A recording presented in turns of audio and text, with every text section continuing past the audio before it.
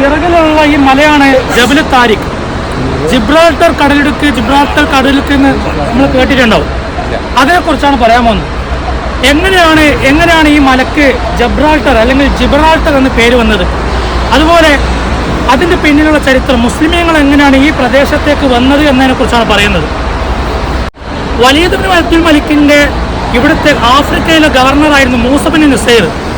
Musa bin നുസൈറിൻ്റെ സൈന്യാധിപനാണ് ആര്? ഇവിടെ അൾജീരിയക്കാരനായ Tariq bin Ziyad. അങ്ങനെ അവർ പണ്ടേ പ്ലാൻ ചെയ്തിട്ടുണ്ട് ഈ ഏരിയയിലേക്ക് ഇസ്ലാം ചെന്നെത്തിക്കണം എന്നുള്ളത്. പക്ഷേ അൺഫോർച്ചുനേറ്റ്ലി ഈ ഏരിയ, സ്പെയിന്, പോർച്ചുഗൽ അടങ്ങുന്ന ഏരിയയിലേക്ക് ഇസ്ലാമിനെ ഒരു വിധത്തിലേക്കും പ്രവേശിപ്പിക്കാൻ അന്നത്തെ ഭരണകൂടം അനുവദിച്ചിരുന്നില്ല. അങ്ങനെ ആയിടക്കാണ് അന്ന് സ്പെയിൻ ഭരിച്ചിരുന്നത്, അന്തലൂസ്യ ഭരിച്ചിരുന്നത് റോഡറിക് ചക്രവർത്തി എന്ന് പറഞ്ഞ ചക്രവർത്തിയാണ്. അന്നൊരു പ്രത്യേകത, പ്രധാനപ്പെട്ട സെൻറ്ററിലേക്ക് പ്രഭുക്കന്മാർ അവരുടെ മക്കളെ പഠിപ്പിക്കാൻ വേണ്ടി പറഞ്ഞേക്കും. അന്ന് റോഡറിക് ചക്രവർത്തിൻ്റെ പ്രഭുവായിരുന്നു ഇവിടുത്തെ പ്രഭു ജൂലിയൻ പ്രഭു. ഈ ജൂലിയൻ പ്രഭുവിനൊരു മകളുണ്ട്, ഫ്ലോറൻഡ അലാക്കാവ. ഈ ഫ്ലോറൻഡ അലാക്കാവയെയും പഠിപ്പിക്കാൻ വേണ്ടി എങ്ങോട്ടേക്ക് പറഞ്ഞയച്ചു? സ്പെയിനിലേക്ക് പറഞ്ഞയച്ചു. ഫ്ലോറൻഡ അലാക്കാവയുടെ സൗന്ദര്യത്തിൽ അനുരക്തനായിക്കൊണ്ട് ഈ റോഡറിക് ചക്രവർത്തി ഇവളെ പീഡിപ്പിച്ചു. അതിൽ ഈ ജൂലിയൻ പ്രഭുവിന് വലിയ സങ്കടമായി. നമ്മൾ വലിയ ഒരു കാര്യമായിട്ട് കാണുന്ന സ്വന്തം രാജാവ് തന്നെ സ്വന്തം മകളെ പീഡിപ്പിക്കുക, പിന്നെ പ്രജകൾക്ക് എങ്ങനെയാണ് ഈ രാജ്യത്ത് സുരക്ഷയുണ്ടാവുക എന്നുള്ളത് ജൂലിയൻ പ്രഭു ചിന്തിച്ചു. അങ്ങനെ ഈ രാജാവിൻ്റെ ക്രൂരതകളിൽ നിന്നും തങ്ങളെ രക്ഷിക്കണമെന്ന റിക്വസ്റ്റ് ആരുടെ നടത്തി? മൂസ ബിൻ നുസൈറിൻ്റെ അടുത്തേക്ക് റിക്വസ്റ്റ് നടത്തി. മൂസ ബിൻ നുസൈർ തൻ്റെ രാജാവായിരുന്ന വലീദ് ബിൻ അബ്ദുൽ മലിക്കുമായിട്ട് ഡിസ്കസ് ചെയ്തിട്ട് ഈ സ്പെയിന് കീഴടക്കാൻ വേണ്ടി ചർച്ച നടത്തി. അങ്ങനെ അവരെ ഏൽപ്പിച്ചതാണ് ബഹുമാനപ്പെട്ട താരിഖ് ബിൻ സിയാദിൻ റഹ്മത്തുള്ളാഹി അലൈഹി. അങ്ങനെ താരിഖ് ബിൻ സിയാദ് റളിയല്ലാഹു അൻഹുവും ഒരു കൂട്ടം പടയാളികളും കൂടിയിട്ട് ഇവിടെ സ്പെയിന് കിടക്കാൻ വേണ്ടി യാത്ര തിരിക്കുകയും ഈ സ്പെയിനിൻ്റെ അന്തലൂസിയയുടെ പ്രൊവിൻസിലെത്തിയപ്പോൾ അവർ കാണുന്നത് ലക്ഷക്കണക്കിന് വരുന്ന ശത്രു സൈന്യമാണ് മുന്നിലുള്ളത്.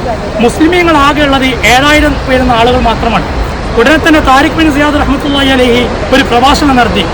നിങ്ങളുടെ പിറകിൽ കാണുന്നത് വിശാലമായി കിടക്കുന്ന സമുദ്രമാണ്, നിങ്ങളുടെ മുന്നിൽ കാണുന്നത് പാരാവാരം കണക്ക് കിടക്കുന്ന ശത്രുക്കളാണ്. എങ്ങനെയായാലും നിങ്ങൾക്ക് മരണമുണ്ട്, മരണത്തിൻ്റെ രീതി എങ്ങനെയാണെന്നുള്ളത് നിങ്ങൾക്ക് തിരഞ്ഞെടുക്കാമെന്ന് ഈ താരിഖ് ബിൻ സിയാദ് റഹ്മത്തുള്ളാഹി അലൈഹി ഒരു പ്രസംഗം നടത്തുകയാണ്. ശേഷം തൻ്റെ അമ്പിൽ തീ കൊളുത്തിക്കൊണ്ട് ആ കപ്പലുകൾ മുഴുവൻ കത്തിച്ചളഞ്ഞു. അപ്പോൾ ഒന്നുകിൽ യുദ്ധം ചെയ്യുക അല്ലെങ്കിൽ മരിക്കുക എന്നുള്ളത് മാത്രമാണ് ഇവരെ മുന്നിലുള്ള ഒരു ചോയ്സ്. അങ്ങനെ മുസ്ലിമീങ്ങൾ ഇതിൽ നിന്നും ആവേശം ഉൾക്കൊണ്ട് യുദ്ധം ചെയ്യുകയും അങ്ങനെയാണ് ഇവിടെ ആദ്യമായിട്ട് ഇസ്ലാം എത്തിച്ചേരുന്നത്. പിന്നീട് ഇവിടെ മുസ്ലിം ഭരണകൂടം വന്നത് അബ്ദുറഹ്മാൻ ദാഖിൽ എന്ന് പറയുന്ന അമവി ഭരണകൂടത്തിലുള്ള ചക്രവർത്തി. അവിടെ ആഭ്യന്തര കലഹം വന്നപ്പോൾ ഇങ്ങോട്ടേക്ക് നാടുവിടുകയും ഇവിടെ സ്പെയിനിലെത്തിയിട്ട് ഒരു മുസ്ലിം ഭരണകൂടം സ്ഥാപിക്കുകയും ചെയ്തു. അങ്ങനെ 8 നൂറ്റാണ്ട്, ഏകദേശം 800 വർഷത്തോളം ഇവിടെ ഇസ്ലാമിക ഭരണകൂടം നടന്നു.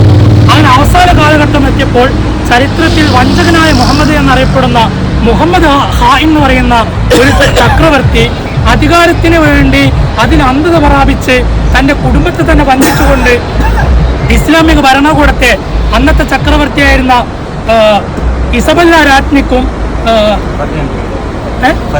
ഫെർഡിനൻഡ് രാജാവിനും ഇസബല്ല രാജ്ഞിക്കും വേണ്ടി തീരെഴുതി കൊടുക്കുകയാണ്.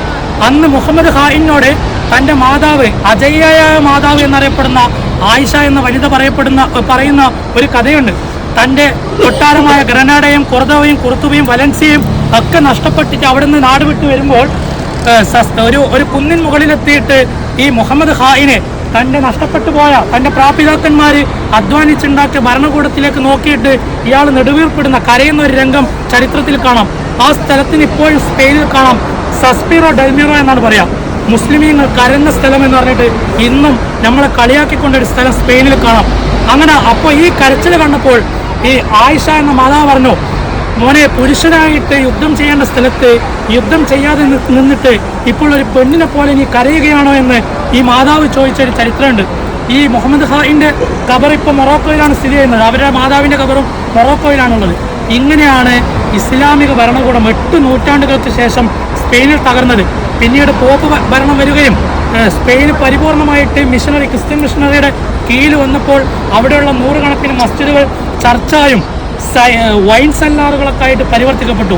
ഇങ്ങനെയാണ് മുസ്ലിമീങ്ങൾക്ക് സ്പെയിൻ നഷ്ടപ്പെട്ടത്. ഇതാണ് സ്പെയിനിനെ കുറിച്ച് ഒരു ആകത്തുക. ജബൽ താരിഖ് എന്നുള്ള പേര് ആംഗലേയവൽക്കരിച്ചപ്പോൾ ഇംഗ്ലീഷൈസ് ചെയ്തപ്പോൾ ഇതെന്തായി ജിബ്രാൾട്ടർ ആയി മാറിയതാണ്. നമ്മളെ പിന്നിലുള്ളത് മെഡിറ്ററേനിയൻ കടലാണ്. ഓക്കെ.